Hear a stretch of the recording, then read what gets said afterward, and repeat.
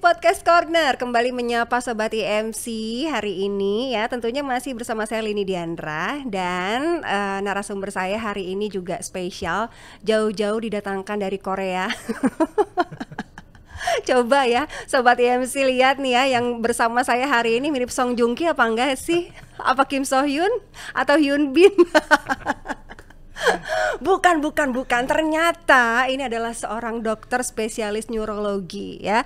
Spesialis neurologi itu biasanya mendiagnosis atau mengobati penyakit yang berkaitan dengan sistem saraf, otot gitu ya, terus juga saraf tulang belakang. Nah, benar gak sih? Nanti kita tanyain sama dokter yang satu ini ya. Oke, dan tentunya Sobat IMC, hari ini Leni masih ada di IMC Alam Sutera, salah satu rumah sakit ya dari cabang IMC juga. Jadi IMC ini ada di 6 wilayah, salah satunya di Alam Sutera ini yang baru merayakan ulang tahunnya yang ke-15. Weh, selamat ulang tahun. Oke, dan hari ini kita akan ngomongin tentang rasa nyeri yang tak kunjung sembuh. Waspada fibromialgia. Tuh, rasa nyeri yang tak kunjung sembuh. Rasa nyeri di bagian mana sih? Kalau di bagian hati itu beda urusannya ya Sobat IMC ya. Ini berhubungan sama saraf, oke? Makanya sekarang kita coba sapa Dr. Kevin, spesialis neurologi. Halo Dok. Halo Mbak Lini. Dok, ini rasa nyeri tak kunjung sembuh, waspada fibromialgia. Ini harus kita coba sosialisasikan dulu sama Sobat IMC. Mungkin masih banyak yang merasa asing gitu loh mendengar fibromialgia. Ini siapanya Febiola? Waduh. Siapanya Fabi Marcelia gitu kan ya. Oke, mungkin fibromialgia itu apa, Dok? Baik Mbak Lini dan bagi para Sobat IMC sekalian, memang istilah fibromialgia ini belum banyak dikenal oleh orang secara umum gitu. Orang lebih mengenal nyeri kepala, nyeri leher gitu. Nah, kalau fibromialgia dari fibro itu jaringan ikat, mialgia itu adalah nyeri otot. Jadi nyeri yang terasa atau bersumber dari otot dan jaringan ikat. Di mana saja bisa muncul di seluruh tubuh ya, baik di leher, di tengkuk, di pelipis, di dada, di punggung, di perut, di lengan, di tungkai, di bokong, semuanya dapat rasa nyeri. Gitu. Banyak ya wilayahnya ya Dok ya? Benar, jadi semua otot yang ada di dalam tubuh kita itu berisiko untuk mengalami fibromialgia. Iya. Rasa nyerinya tuh maksudnya rasa nyeri yang seperti apa gitu loh Dok? Karena gini, kalau tadi dokter bicara di perut gitu ya, sakit mah juga kan ada rasa nyeri di perut gitu ya, atau mungkin di bagian belakang, ada juga kan saraf kejepit misalnya, itu kan pasti ada yang membedakan dong nyerinya. Jadi nyerinya untuk si fibromialgia ini seperti apa Dok? Nyeri fibromialgia ini saya harus membahasakan ke orang Indonesia pada umumnya. Orang Indonesia tuh suka bilang pegel-pegel, encok di seluruh badan. Itu entry pointnya. Jadi ngerasa encok, pegel-pegel di seluruh badan. Lalu yang kedua itu nyerinya itu tidak membaik atau hanya membaik sementara dengan pijatan atau obat-obatan. Jadi misalkan saya sudah sering tuh dikerik, dipijat, diurut, mau dilakukan terapi apapun, kok kayaknya hanya bertahan 2-3 hari, kok saya terus-terusan mengalami keluhan nyeri. Lalu yang ketiga adalah keluhan gejala penyerta. Fibromialgia itu nyerinya tumpul, ya, nyut-nyutan di seluruh tubuh sehingga mengganggu tidur. Jadi pertama itu akan terjadi gangguan tidur. Tidurnya satu menjadi tidak lampias, biasanya hanya 2-3 jam. Lalu yang kedua, karena dia tidak bisa tidur, lama-lama dia akan mengalami gejala depresi. Kok badan saya rasanya pegel semua ya? Apa memang hidup itu seperti ini nyerinya? Jadi sampai ke efek psikologis ya Dok? Benar. Lalu yang ketiga ada yang namanya fibrofok. Jadi kalau Sobat IMC nyari fibrofok, jadi berpikirnya tuh nggak bisa secara jernih ya, karena badannya pegal, dia sulit tidur. Bayangkan orang pegal, sulit tidur, terus dia mengalami, aduh kayaknya hidup saya gini-gini aja, saya rasanya capek, Pasien tuh sering bilang ke saya tuh, saya badannya kayak ditusuk-tusuk dok, kayak dicabik-cabik. Lalu yang kedua seperti ada sensasi tali itu terikat di seluruh badan.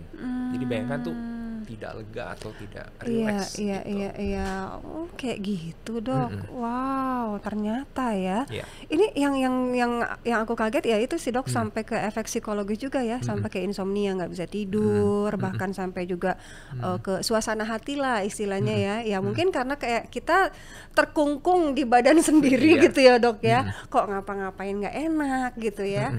Oke, ini kalau misalnya nggak diatasi, Dok, ya kadang-kadang kan orang ya itu tadi ya, secara singkatnya ya udahlah mungkin dipijit selesai gitu kan. Kalau misalnya tidak diatasi dengan benar, tidak serius, apa efeknya, Dok?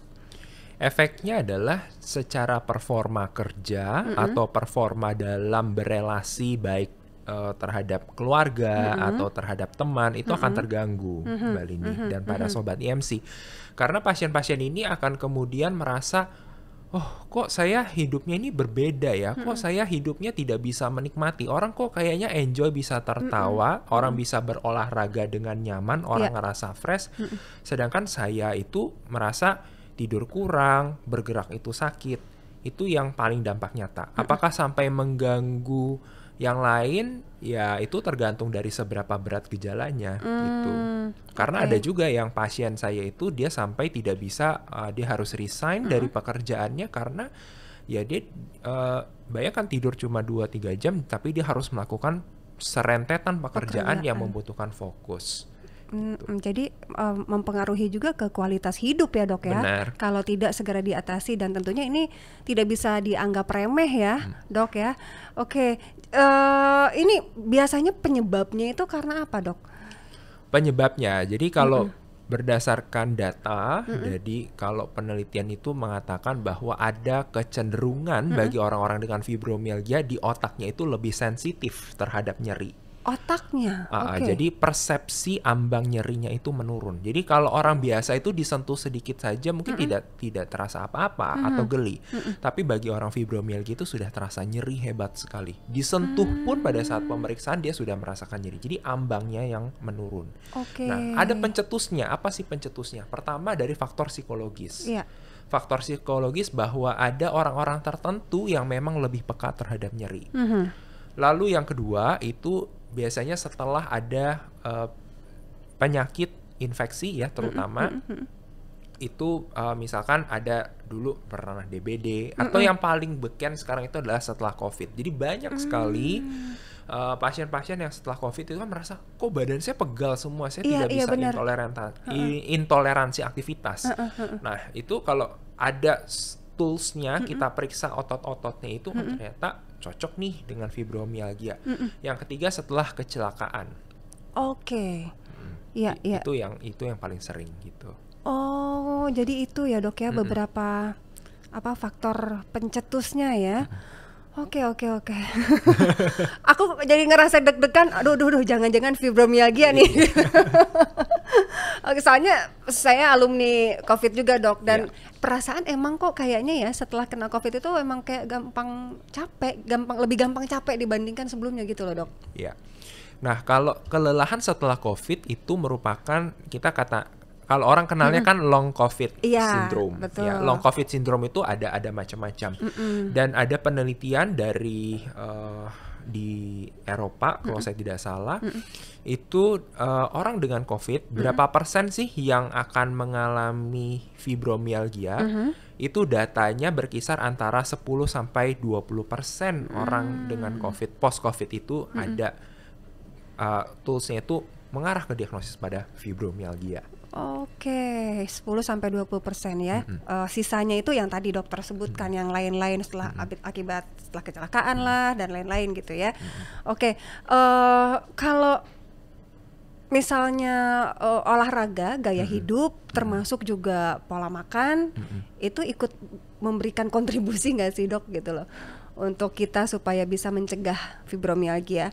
Atau apakah perlu kita juga tambahan suplemen nih? Karena kan sekarang di musim seperti sekarang ini nih, kayaknya orang udah suplemen itu udah jadi kayak wajib gitu loh ya, karena merasa ini bisa menjadi salah satu perlindungan lah gitu. Ada hubungannya nggak sih, Dok? Oke. Jadi kita balik lagi, apakah saya itu akan menjadi fibromialgia? Belum tentu. Jadi apakah tipe orang seperti apa yang kiranya berpotensi untuk mengalami fibromialgia? Memang pertama kali dari jenis kelamin itu perempuan itu lebih sering untuk mengalami fibromialgia. Oke, tuh kan merinding lagi kan. Terus memang perempuan ya. Kemudian yang kedua, kalau berdasarkan data itu tipenya adalah dengan riwayat penyakit atau pernah dirawat dengan kondisi yang berat. Oke. Itu misalkan pernah dirawat di ICU atau pernah riwayat dengan campak, ya, atau misalkan yang memang kondisi-kondisi itu cukup berat, perlu dirawat, nah itu dia berpotensi. Nah, terus kemudian bagaimana saya mencegahnya? Ya, ini juga balik juga terhadap terapinya terhadap fibromialgia. Pertama adalah terapi relaksasi. Jadi kan tadi ada kecenderungan orang untuk mengalami ambang batas nyerinya lebih kurang nih, gitu. Nah, jadi lakukan terapi relaksasi. Yang kedua, kegiatan yang sifatnya aerobik, ya, baik itu berenang, ya, atau misalkan jalan santai, atau boleh bersepeda. Terus yang ketiga bisa dilakukan dengan meditasi. Meditasi membantu ya dok ya? Iya, meditasi itu kan lebih ini juga terapi nyeri apapun ya. Jadi mengenali diri sendiri. Jadi apa sih yang kita harapkan dengan meditasi? Dengan meditasi kita mengolah tubuh, menilai, oke, saya merasakan nyeri. Nyeri ini terasa di mana? Terus kemudian diobservasi tuh dari dia, oh nyeri ini terjadi di daerah sini sehingga menyebabkan gejala ini. Nah itu akan turut mengurangi gejala-gejala tadi, gejala psikis, kemudian gejala sulit tidur, gejala sulit fokus, itu cukup terbantu dengan terapi relaksasi dan meditasi ini. Oke, itu dari sisi terapinya. Kalau pengobatannya sendiri seperti apa dok? Pengobatannya tadi sama juga ya, kita bisa terapi olahraga ya, kemudian terapi dengan akupuntur. Akupuntur, jadi dengan akupuntur itu akan direlaksasi. Dry needling. Dry needling itu agak sedikit berbeda dengan akupuntur. Kalau dry needling itu kita memasukkan jarum ke dalam simpul otot. Kemudian kita harapkan dilemaskan. Kemudian yang ketiga dengan obat-obatan, gitu. Jadi ada beberapa obat-obatan yang memang secara penelitian dan data itu sangat membantu mengurangi gejala dari nyeri dan fibromialgianya. Jadi kolaborasi ya antara pengobatan dengan terapi yang tentunya dilakukan secara rutin di bawah pengawasan dokter berpengalaman. Ini tentunya bisa akan mengurangi gitu ya dok ya. Bahkan mungkin bisa sembuh gak sih dok? Bisa sembuh total gak fibromialgia? Kalau hingga sembuh total hingga saat ini belum ada, tapi yang bisa kita lakukan adalah mengatasi nyeri dan meningkatkan kualitas hidup. Gitu. Yang pertama itu tentunya kita kenali dulu apakah kita, keluarga kita, atau orang yang kita kenal ini mengalami fibromialgia. Karena kalau semakin telat dia bahkan terganggu, ya kita kan pekerjaannya juga terganggu gitu, Mbak Rini, gitu. Jadi kita menambah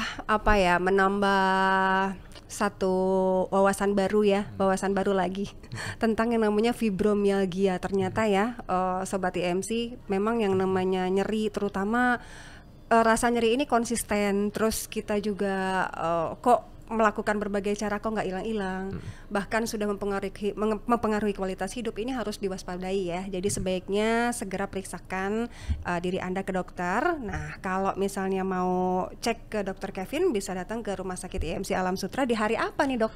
Saya dari hari Senin sampai hari Sabtu available dari pagi hingga sore. Waduh, kuncennya di sini ya. Kuncennya di sini. Kuncennya IMC Alam Sutera ini, Dokter Kevin. Kalau penasaran susung jungki apa sih Dokter Kevin? Silakan ya. Terus jangan lupa juga nih Sobat IMC, kalau Sobat IMC perlu informasi-informasi seputar Rumah Sakit IMC, follow Instagramnya. Dokter udah follow belum? Sudah dong tentunya. rs.imc. Tuh, dokter aja udah follow ya. Dan jangan lupa juga untuk IMC Podcast Corner ini bisa disaksikan juga di YouTube channel kita, yaitu RSIMC. Sedikit lagi dong dok, tips deh seputar fibromialgia buat Sobat IMC. Baik, jadi para Sobat IMC sekalian, kalau para sobat merasakan nyeri di seluruh badan, ya bukan hanya pada bahu ya, tapi bahu kiri dan kanan, bahu, pundak, perut, lutut yang merasakan, kok saya nggak sembuh-sembuh, pikirkan itu adalah fibromialgia. Kalau sudah terpikir seperti itu, yuk kita periksakan kepada dokter saraf atau dokter neurologi. Kemudian penyakit ini bisa loh untuk kita atasin secara bersama-sama dalam waktu yang cukup panjang gitu. Oke, kalau begitu terima kasih banyak Dokter Kevin. Terima kasih Mbak. Sudah memberikan informasi yang bermanfaat sekali untuk kita ya. Sama-sama. Dan itulah tadi rasa nyeri tak kunjung sembuh, waspada fibromialgia. Oke, Leni Diandra pamit untuk IMC Podcast Corner. Kita ketemu lagi di episode-episode berikutnya ya. Bye-bye.